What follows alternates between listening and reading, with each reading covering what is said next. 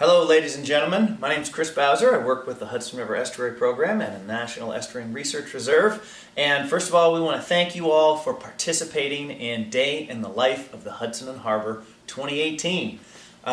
You may have received already some follow-up from us, including some worksheets, one about fish and one about salinity. We're going to talk about the salinity workshop right now.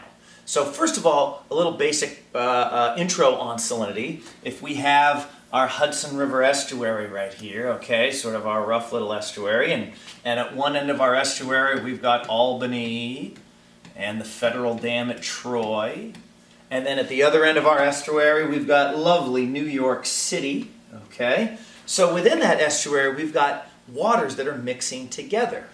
In the upper part of the estuary, we've got lots and lots of tributaries, streams that come in, and they deliver fresh water into that estuary. So all of the landscape, and when it rains and snow melts, that delivers fresh water into the river. At the other end of the estuary, we've got the beautiful Atlantic Ocean.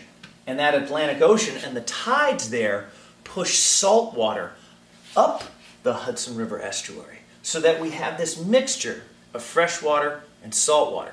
Where they mix together, we sometimes call that brackish water. So the freshwater part of the estuary is going to be really the northern part. This is where it's going to be mainly fresh. We'll have this segment here of brackish water, and then when you get down into New York Harbor, you get really basically full salt water down here. Okay, so this is where you're going to have all of your salt water. The units that we use for this, there's a couple of different units that we can use. We're going to use parts per million. So basically freshwater has very few parts per million. The line between brackish water and freshwater that we're going to use, what's called the salt front, we're going to call that 100 parts per million. So freshwater is going to have less than 100 parts per million. Brackish water is going to have more than 100 parts per million. And again, this line here is called the salt front, that edge between dilute seawater and what we consider fresh water. As a reference point, if you were to go out all the way into the ocean, you would actually have 35,000 parts per million of seawater. So, wow, that's actually a lot of salt. So we've got full freshwater would be 0, which we don't rarely find unless you have distilled water. The salt front between brackish and fresh we call 100 parts per million. And then full-on seawater, we're looking at 35,000 parts per million. So that's sort of our framework that we're in, okay? You should have received, by the way, a little worksheet. And on this worksheet, we displayed several years of salt salinity data from Day in the Life, from 2013 and 2016 and 2017 and this year, 2018. And take a look at that chart and look at it, and you can see that there's different salinities from year to year.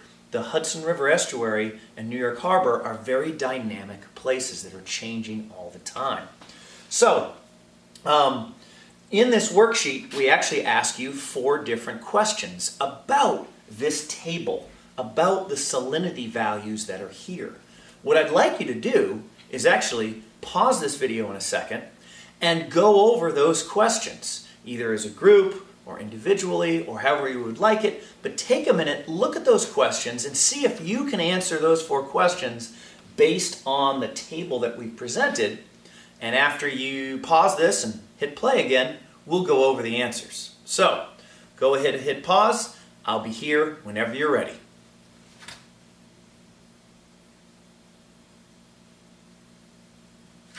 Okay, excellent. Glad to have you back. Let's go over the answers to the question. So question number 1 was the salt front, and again, that's that leading edge of dilute seawater where it meets fresh water, is located where the salinity reaches 100 parts per million. That's our units. Based on the data in the table, so this is our data set in that table, Which of the sites was closest to the salt front in 2018? So if you look at just the data for 2018, and you remember that the salt front is at 100 parts per million, you may have noted that at Piermont Pier, which is at River Mile 25, the salinity there was 99 parts per million. That is really close to 100. It's safe to say that the salt front this year, 2018, was very close to Piermont Pier. That was sort of the edge of brackish meeting freshwater. Okay. Second question is, which sites on this table were in freshwater this year? Basically, anything north of Piermont Pier is going to be in freshwater because that's where the salt front was. So Beacon, Poughkeepsie, Norrie Point, they were all in what we would consider the freshwater part of the estuary this year. By the way, one little note on river miles is you have this column here called river miles. We actually measure river miles on the Hudson River starting at the southern tip of Manhattan, what's called the Battery, and then we measure north from there. So Piermont Pier, for example, is 25 miles north of the southern tip of Manhattan. So that's what river miles are. Third question. Now it gets a little complicated. We're going to be looking at several years of data. Our third question is, in which year was the salt front the furthest south? Now, when you look at this, you might say, okay, we're looking at 100, and in 2018, the salt front was near River Mile 25. That's pretty far south. In 2017, it was somewhere between Beacon and Poughkeepsie, probably in the, the Wappingers Falls area. That's further north than Piermont for sure. If we look at 2016, oh my gosh, the salt front was somewhere between Norrie Point and Poughkeepsie, probably like in the Hyde Park area. That's even further north. And then if you look at 2013, the salt front was again somewhere between Beacon and Poughkeepsie. So in terms of which year was it the furthest south, this year, 2018, for sure, the salt front was way down at River Mile 25 as opposed to being in the 60s or 70s in previous years. So, good question is, why would that be? Why would the salt front be so far south? And the answer has a lot to do with our good old picture of the watershed again. This summer, and particularly this fall, we've had a lot of rain, a lot of rainfall in that whole watershed. Our tributaries are full of water, and they're delivering that rainwater to the estuary, so that's actually pushing that fresh water to the south. And all of that fresh water is counteracting that salty tide water from the ocean, so that our salt front is particularly far south this year, way down at River Mile 25. So a rainy weather, particularly for weeks and weeks at a time, that's going to make your salt front go south. Okay. Our final question is, in which year was the salt front the furthest north? And why might that be? Well, we just kind of went over the details here a minute ago. And if we remember, in 2016 we noticed that the salt front was somewhere between River Mile 76 and River Mile 84. So let's call it right around River Mile 80. We'll split the difference there. That's pretty far north. Why might that be? Well, it's a similar answer, just in reverse to our last one. Instead of there being a lot of rain in the months leading up to Day in the Life, there was probably very little rain.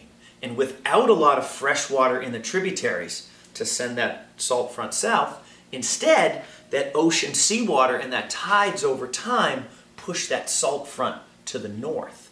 So rainwater, precipitation, snow melt, all of these things have a lot to do with the salt front and where different salinities are in both the Hudson River and New York Harbor. And salinity ties in closely with fish. So the animals that live in the Hudson and the harbor, they have to be able to either migrate to where they find the salinity that they're most accommodating to, or they have to basically be able to survive in different salinities. And some fish can actually do that. The whole point of this is just to point out something. the Hudson, New York Harbor, the Atlantic Ocean, these places are very dynamic ecosystems. They're always changing. You look out at the river and you're going to see something different all the time. And that's sort of one of the points that we try to make with Day in the Life, is that we're all living in this really wonderful, dynamic, and engaging ecosystem. If you have any further questions, please don't hesitate to email us with questions, with comments, and great stories from your day in the life. Okay, thank you very much.